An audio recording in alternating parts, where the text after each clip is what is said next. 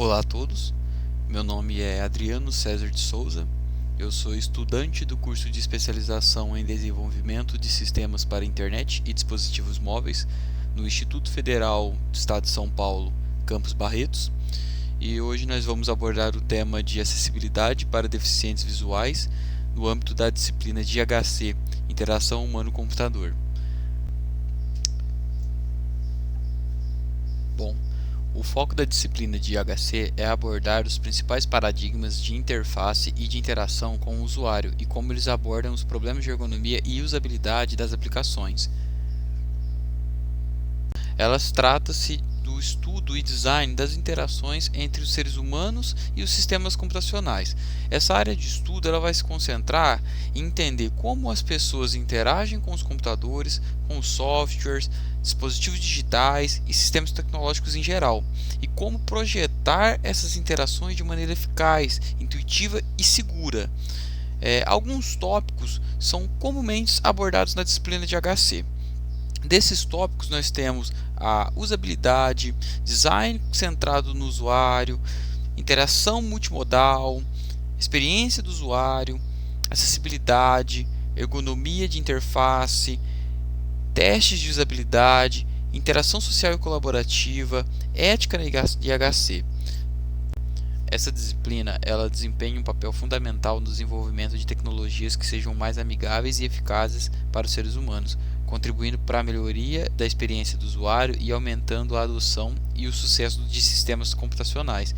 Ela é relevante em diversas áreas, desde o design de interfaces de usuário de aplicativos móveis até a criação de sistemas de controle industriais.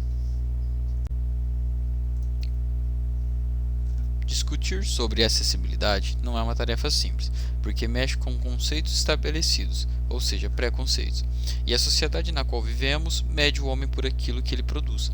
Partindo do pressuposto que somos iguais, logo quem não produz não é considerado importante. Assim, os que estão fora do sistema produtivo, ou seja, os que têm um déficit, eles são deficientes. A acessibilidade é a possibilidade de qualquer pessoa usufruir de todos os benefícios de uma vida em sociedade, sejam meios de transporte e serviços ou acesso à informação. E ao longo da história da humanidade, nós vemos que quem nascia com alguma deficiência, por exemplo, na Grécia Antiga, o culto ao corpo e à perfeição e aos ideais atléticos levava aos deficientes a serem sacrificados ou escondidos. Portanto, as primeiras referências que temos de uma atenção especial ao deficiente, no sentido de percebê-lo como um ser humano, datam do século XIX.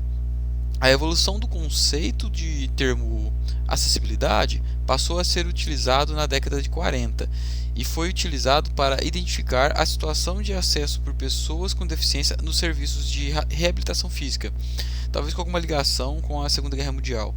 Na década de 60, os primeiros a se manifestarem contra as barreiras na arquitetura, como áreas externas, estacionamentos, salas de aula, laboratórios e banheiros, foram as universidades americanas.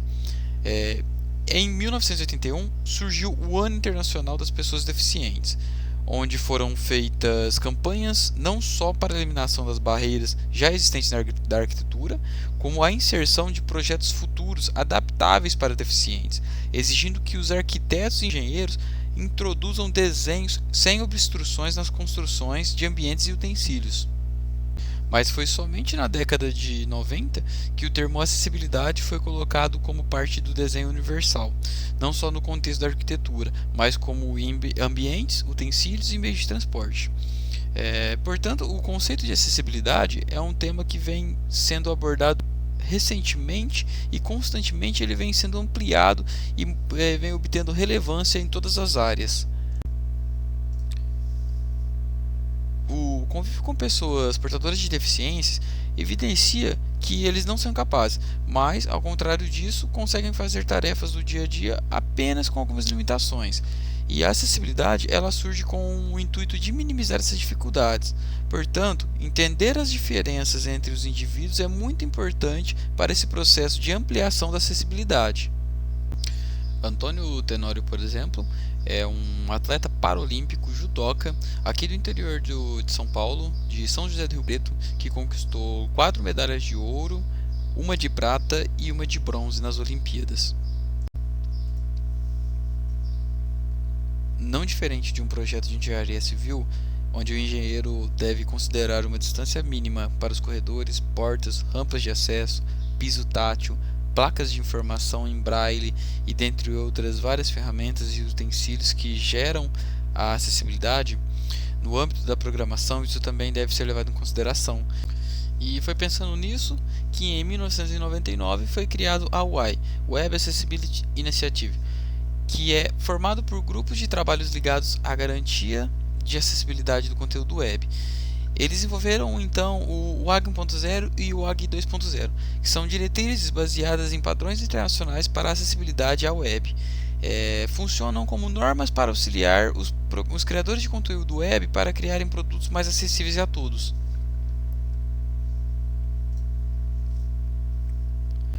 O principal documento referente a orientações para criações de sites acessíveis de acessibilidade é o WCAG, Web Content Accessibility Guidelines. Ele foi criado pelo grupo W3C e nessas orientações nós temos a utilização de padrões que possibilite uma boa navegação via teclado para que qualquer usuário tenha a possibilidade de uma navegação efetiva.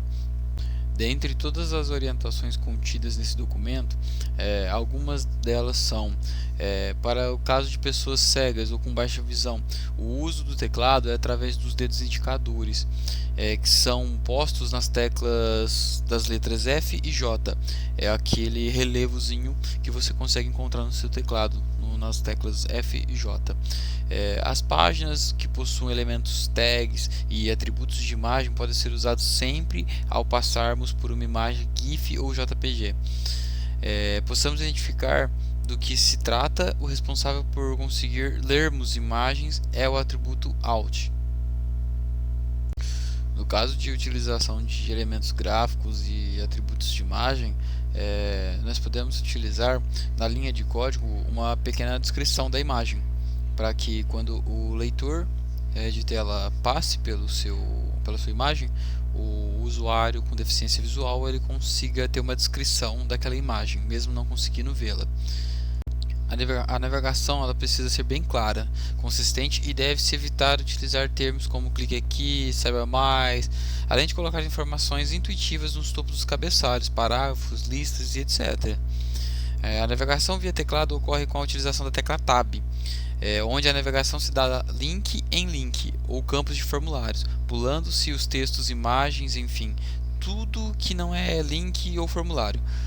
E dependendo do contexto e da utilização desses termos, pode omitir informações relevantes para o deficiente e tornar a navegação inacessível. O uso de cores ou outra forma de formatação deve ser evitado. Devemos utilizar elementos intuitivos e que indiquem através das palavras sua importância no contexto da apresentação. Nesse sentido, a informação é muito mais relevante que sua forma de apresentação. Os links apresentados nos sites eles devem estar numa ordem lógica e de fácil entendimento. Isso vai facilitar a navegação e diminuir o tempo de execução das ações. Sempre que possível, é interessante fornecer links que voltem para a página inicial em todas as páginas, porque isso vai ajudar o deficiente a se localizar e a iniciar uma nova ação sempre que seja necessário. Sempre que houver a utilização de elementos gráficos como botões, deve-se identificar um texto correspondente e que possibilite a compreensão para facilitar a interação por dispositivos não gráficos e via teclado. E a acessibilidade ela deve ser testada em diversos browsers, inclusive os browsers de sintetizar voz e os leitores de tela, porque essas ferramentas automáticas elas não atuam sobre todas as questões da acessibilidade, como a clareza de um texto, a aplicabilidade de um equivalente textual e etc. Essa validação de sintaxe é importante na interpretação pelo navegador para que seja mais rápido e de forma eficiente, sendo que estará em contato com um código totalmente otimizado e correto. Tecnologia assistiva é um termo utilizado para identificar recursos e serviços voltados às pessoas com deficiência, visando proporcionar para elas autonomia, independência, qualidade de vida e inclusão social. Os recursos correspondem a equipamentos, sistemas ou produtos que possam aumentar, manter ou melhorar a capacidade funcional das pessoas com deficiência. e são considerados como tecnologias assistivas as órteses, próteses, handtalk, que é aquele mãos que falam, cadeiras de rodas, leitores de tela, dentre outros. Para as pessoas sem deficiência, a tecnologia ela torna as coisas mais fáceis, mas para as pessoas com deficiência, a tecnologia ela torna as coisas possíveis. Um usuário deficiente visual, ele não vai usar mouse nem dispositivo de exibição como ferramenta do seu dia a dia. Para ser possível que o deficiente visual entenda as informações de uma página web, ele normalmente utiliza uma tecnologia assistiva que possui recursos onde pessoas com deficiências possam realizar tarefas, proporcionando maior autonomia e independência. Os leitores de tela são softwares utilizados por pessoas com deficiência visual, cegueira total ou com baixa visão, para obter resposta de desktop e ou dispositivos móveis. Eles são programas que interagem com o sistema operacional, percorrendo textos e imagens, lendo em voz alta tudo o que encontra na tela. Como exemplo, citamos o NVDA do Windows, o Orca do Linux, o VoiceOver do iOS e o dos Vox, que está na imagem da tela. Os leitores de tela eles são uma tecnologia assistiva muito importante para os deficientes visuais e seria muito difícil para os cegos do mundo navegarem nas páginas de internet sem essa ferramenta. No entanto, apenas o seu uso não é o suficiente para que uma pessoa com deficiência seja capaz de acessar o conteúdo de um site. Esse software ele possui limitações, como qualquer outro software, e não lê nada além do que o código da página. Então, por isso, uma página bem codificada e com desenvolvedores preocupados com a questão da acessibilidade estará preparada para entender qualquer tipo de usuário. A ausência dos padrões W3C e UI nas páginas ocasiona alguns problemas, tornando-os inacessíveis. E no caso do Windows 11, ela já vem com uma tecnologia assistiva, né, que é no caso para deficiente visual.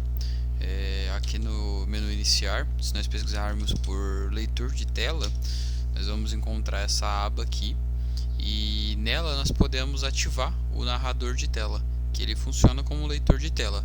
E a partir do momento que eu ativar esse botão e aplicar essa alteração, ele vai ler tudo o que está em texto para mim na tela e vai me explicar o que está em cada local. Narrador diálogo, ignorar por enquanto, botão, Alt mais I. Novas vozes naturais estão disponíveis. Aqui, eu posso o narrador agora Tab, oferece vozes mais não instalar. Ignorar por enquanto. Narrador janela. Bem-vindo ao narrador, nível do título 1.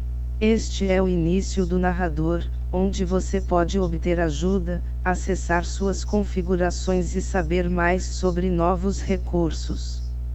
O narrador é um leitor de tela do Windows que descreve o que está na sua tela, para que você possa usar essas informações para navegar no dispositivo. Para iniciar ou parar o narrador, mantenha pressionar guia do narrador, novidades, configurações, comentários, mostrar início do narrador quando o narrador for iniciado, caixa de seleção marcado, Alt, H. Percebam que ele me indica até que eu estou em uma caixa de seleção e que essa caixa de seleção está marcada. Isso tudo é fundamental para o deficiente visual poder entender o que tem na tela dele. Sair do narrador, botão, Alt, saindo do modo Enter, narrador. eu seleciono a opção